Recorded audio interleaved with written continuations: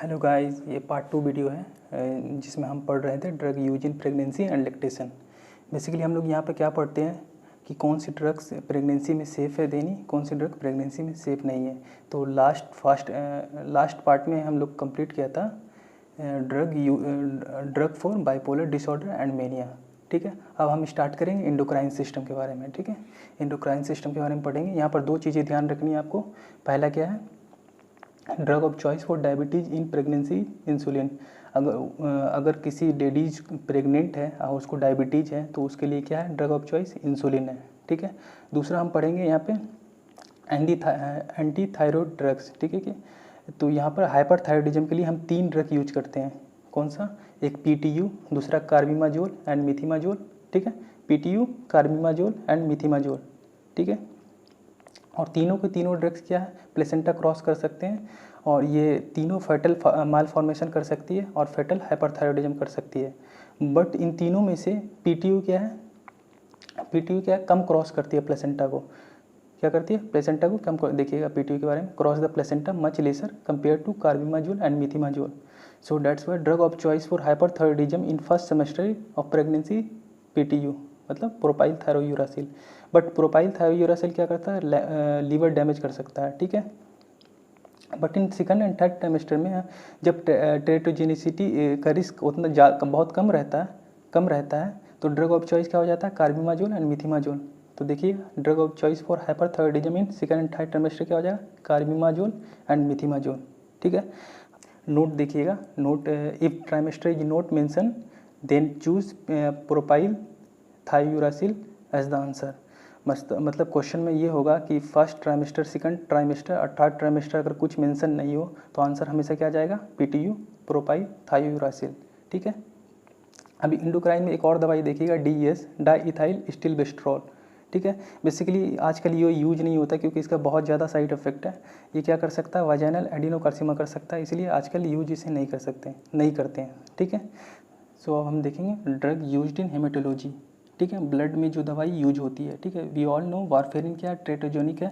अगर इसको हम फर्स्ट ट्राइमेस्टर में देंगे तो क्या कर सकती है, फेटल वारफेरिन सिंड्रोम कर सकती है। ठीक है, दूसरा देखेंगे क्या है, हेपेरिन क्या है, is anticoagulant of choice in pregnancy. ठीक है, इसे याद रखिएगा। लेकिन वारफेरिन सेकंड ट्राइमेस्टर में हम दे सकते हैं, क्योंकि फर्स्ट ट्राइमेस्टर में इसलिए नहीं देते क्योंकि ये माल फॉर्मेशन का चांस बहुत ज़्यादा रहता है फर्स्ट सेमेस्टर में। ठीक है, और थर्ड ट्राइमेस्टर की बात करें तो थर्ड ट्राइमेस्टर में फीमेल में ब्लीडिंग होने के चांस ज़्यादा होते हैं, तो इसके कारण बॉडी में हेमरेज हो सकता है। ठीक है, इसे यूजुअली वारफेरिन को हम 36 वीक तक ही दे सकते हैं, उसके पहले दे सकते हैं 36 वीक के अंदर तक, उसके बाद हम नहीं देते हैं। ठीक है, यहाँ तक था हमारा इंडोक्राइन के बारे में। अब हम पढ़ेंगे एंटी माइक्रोबियल ड्रग्स के बारे में। ठीक है, एंटी माइक्रोबियल ड्रग्स के बारे में हम पढ़ेंगे।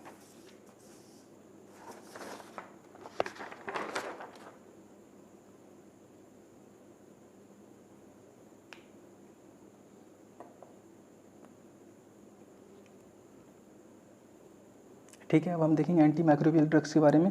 Basically most of the anti microbial क्या होता है, ट्रेटोजोनिक इफेक्ट्स शो करता है। तो हम देख लेते हैं कि कौन सा दवाई सेफ़ है प्रेगनेंसी में और कौन सा दवाई सेफ़ नहीं है प्रेगनेंसी में। ठीक है, पहला देखते हैं antimicrobial drugs which are not safe in pregnancy. कौन सा? Sulfonamides, aminoglycosides, tetracycline, fluoroquinolones. ठीक है, अमाइनोग्लाइकोसाइड्स क्या कर सकता है, बच्चों में हेयरिंग लॉस कर सकता है। टेट्रासाइक्लिन कैसा कर सकता है, एबनॉर्मलिटी इन बोन निश्चित करता है, जिसमें बोन का क्या करता है, कलर चेंज कर सकता है, डिस्कलर कर सकता है, डिस्कलरेशन कर सकता है। ठीक है, फ्लोरोक्विनोन क्या कर सकता है, डैमेज कार्टिलेज एंड टेंडन की कर सकता है। ठीक है, ये क्या था हमारा जो प्रेगनेंसी में सेफ नहीं है एंटी माइक्रोबियल ड्रग्स। और कौन सा ड्रग्स जो हम दे सकते हैं एंटी माइक्रोबियल ड्रग्स प्रेगनेंसी में, इसको हम PCM से याद करते हैं। ठीक है, basically all beta lactams are safe in pregnancy, but generally हम ये 3 याद करेंगे तो हमारा क्वेश्चन सॉल्व हो सकता है। ठीक है, P से पेनिसिलिन, C से सिफेलोस्पोरिन, M से मैक्रोलीड्स। ठीक है, मैक्रोलीड्स के एग्जांपल में आते हैं जैसे एजिथ्रोमाइसिन वाले। ठीक है, अब हम देखेंगे एंटी मलेरियल ड्रग्स के बारे में। ठीक है, तो नॉर्मली ACT, मतलब ACT का फुल फॉर्म क्या होता है, आर्टिमिसिनिन बेस्ड कॉम्बिनेशन थेरेपी। क्या होता है, ट्रीटमेंट ऑफ चॉइस होता है ड्रग रेसिस्टेंट मलेरिया के लिए। यहाँ पर ध्यान देखिएगा, ड्रग रेसिस्टेंट मलेरिया लिखा हुआ, but Contra indicated in first semester. But ये ACT क्या है, कॉन्ट्रा इंडिकेटेड फर्स्ट सेमेस्टर में, तो सेकंड और थर्ड सेमेस्टर में कौन सा होगा ड्रग ऑफ चॉइस, ACT होगा। ठीक है, तो अब क्वेश्चन, अगर किसी प्रेग्नेंट लेडी को फर्स्ट ट्राइमेस्टर में अगर क्या हो गया, मलेरिया हो गया, तो हम कौन सी दवाई देंगे? तो फर्स्ट ट्राइमेस्टर में अगर प्रेग्नेंट लेडी को मलेरिया हो गया तो हम उसके लिए क्या देते हैं? क्विनिन देते हैं। क्विनिन क्या होता है? ड्रग ऑफ चॉइस होता है, ठीक है, फॉर ड्रग रेसिस्टेंट मलेरिया के लिए, अगर फर्स्ट ट्राइमेस्टर में हुआ तो, ठीक है।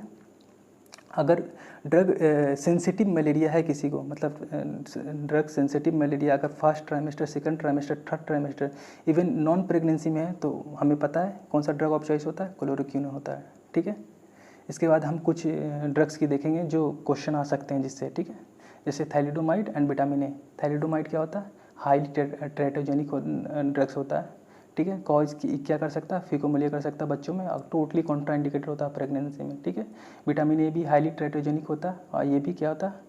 कॉन्ट्राइंडिकेटेड होता है प्रेगनेंसी में टोटली, ठीक है। अब हम लास्ट पार्ट देखेंगे, लैक्टेशन, ठीक है।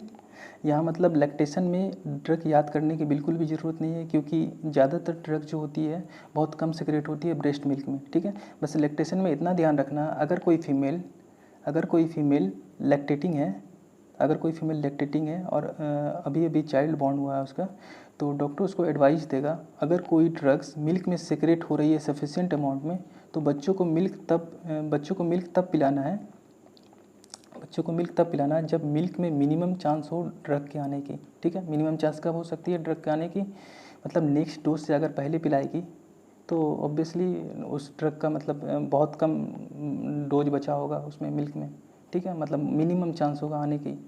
तो मतलब जैसे अगर 4 बजे उसको दवाई खानी है तो 3:30 बजे ही उस बच्चे को मिल्क में ब्रेस्ट फीड करा दें, ठीक है, ब्रेस्ट मिल्क फीड करा दें, ठीक है। यही तक था हमारा सेकंड पार्ट। आई होप कि आपको समझ में आएगा। इसी तरीके के कंसेप्चुअल वीडियो देखने के लिए हमारे चैनल को जरूर सब्सक्राइब करें। Thank you so much.